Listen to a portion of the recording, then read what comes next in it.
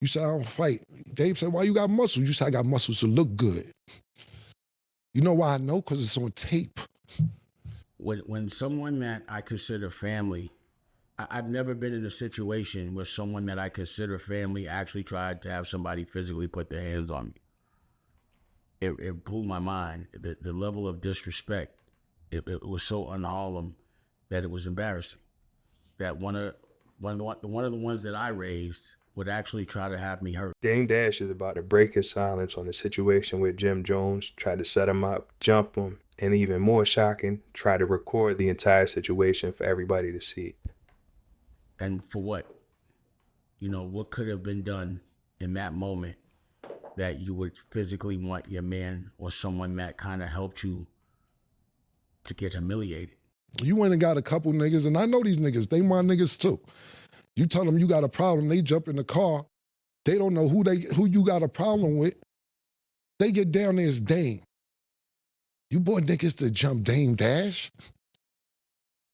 Really? Dame Dash, you couldn't fight Dame Dash? Lucky the niggas that you bought was like, oh shit, hold on, I thought we was coming for some real beef. This Dame Dash. But Dame ain't no sucker. Dame was ready to fight all three of y'all. And then when Dame realized the other two niggas wasn't doing it, he said, I want to fight you. You said, I don't fight. Dave said, why you got muscles? You said, I got muscles to look good. You know why I know? Because it's on tape. Did I put the tape out? Did I tell niggas, yo, put that tape out?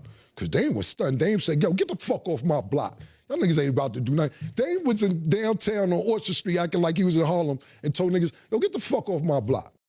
I told niggas, don't put that tape out, man. It ain't worth it. It's this classic tale.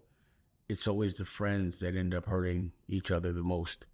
It's always your best friend. It's always the people you put on.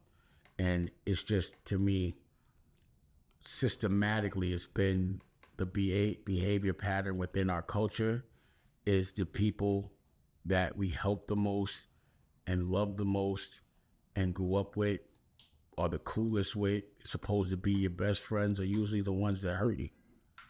It's always like that. Dame's about to drop a couple of jewels on the way he wanted Dipset to move the entire time. Perhaps if they did, things would have turned out a bit different. And, you know, for me, civil war is always bad for business. The only people that gain are the people that are being entertained watching that have nothing to do with it. And, you know, I think, especially like us being from Harlem, it's just a big, a physical altercation and a public altercation is always a black eye for whatever neighborhood you're from when it's internal.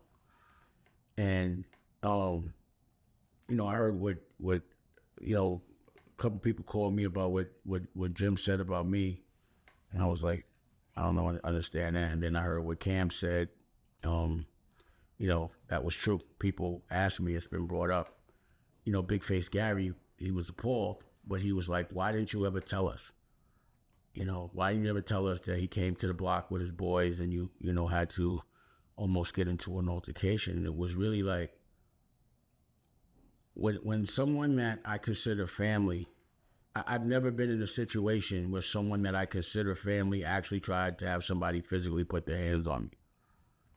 It blew my mind. The level of disrespect, it was so un-Harlem that it was embarrassing.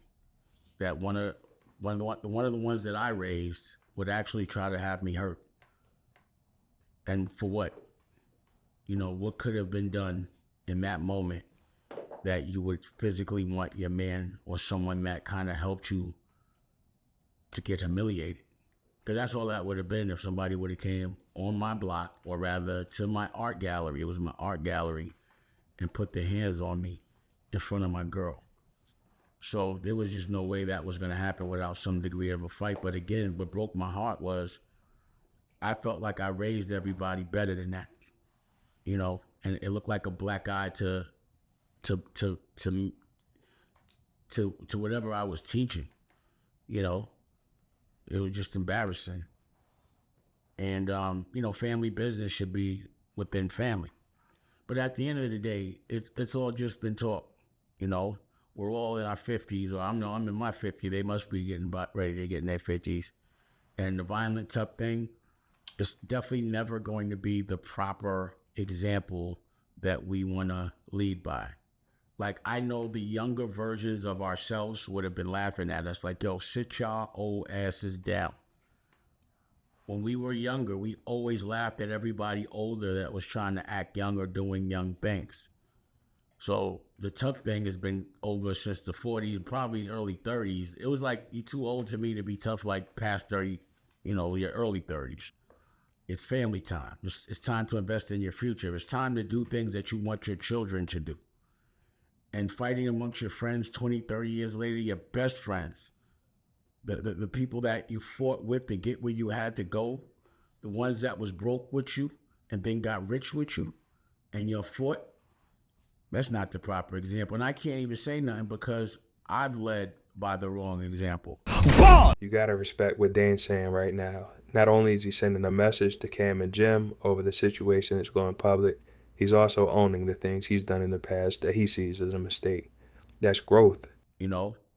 Me beefing with homeboy, but again, if you ask me, I'm just like a bystander in that. I never chose to get at any of my brothers unless they got at me publicly and I had to change a narrative.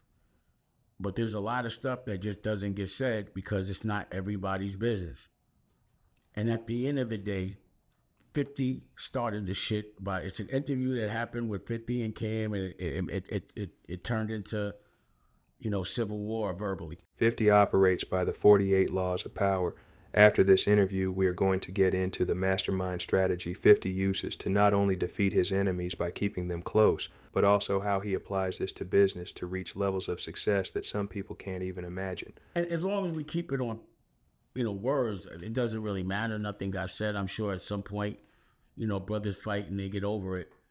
For me, I just mine was blown, that he was that confident to think that could happen, or that the disrespect of our relationship. Like, I felt like I had done so much for him. I did a play with him, a movie with his whole crew. I made albums with Mel Matrix. I literally have records and songs with Mel Matrix that we still listen to. We were really, like, I thought of a family that could never, ever, nothing would be able to make, like, I could never put my hands on any of my little brothers, really, unless I'm defending myself.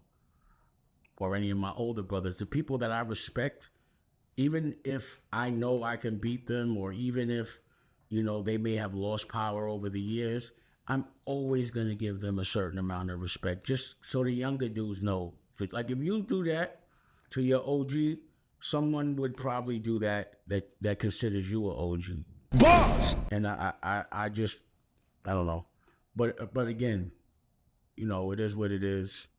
I never really wanted to, it wasn't nothing I was ever proud of. It made me sad because, again, we grew up together. But it's like, the tough talk, it's just, I don't know. But again, I would prefer, because 50 started all of this. Like, he's sitting back, he probably laughing, look what we did, and I don't see nobody from his crew going ham at him or any division in this moment. So that's the one thing I don't like, is that, it feels like he might have started something. He's sitting back and laughing. What you did, so we was having interior problems at Dipset. Nobody knew about this. Nobody knew that we was, like, not on the same page. Right. So when me and you were battling during our music thing, you got members of Dipset to come to your show. I'm like...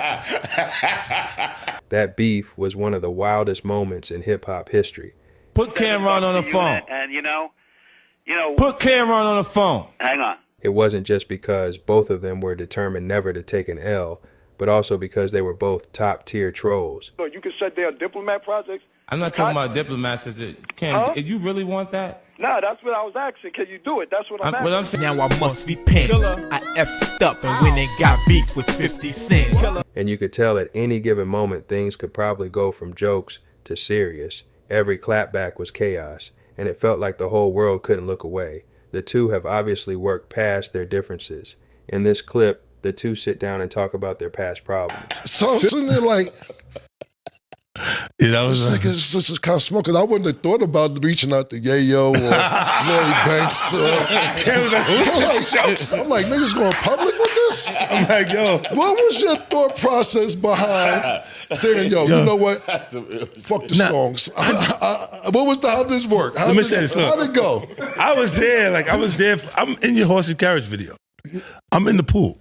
What? You know what? You told me this. Your horse and carriage video. You told me this before. I was in the pool in the horse and carriage video. Wow, that's crazy. So if you look, like when everybody's there, right.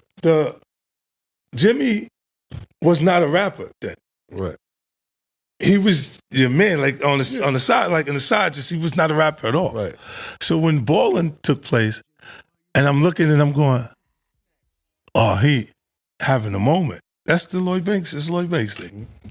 He wanted that. He was watching them be that, like Mace be that, and Cam be that, and looked at, and it was finally he had one. Mm-hmm. And I just looked, and I knew I just took the shot, Murder, to see, because I wasn't sure he was gonna go for it. Mm-hmm.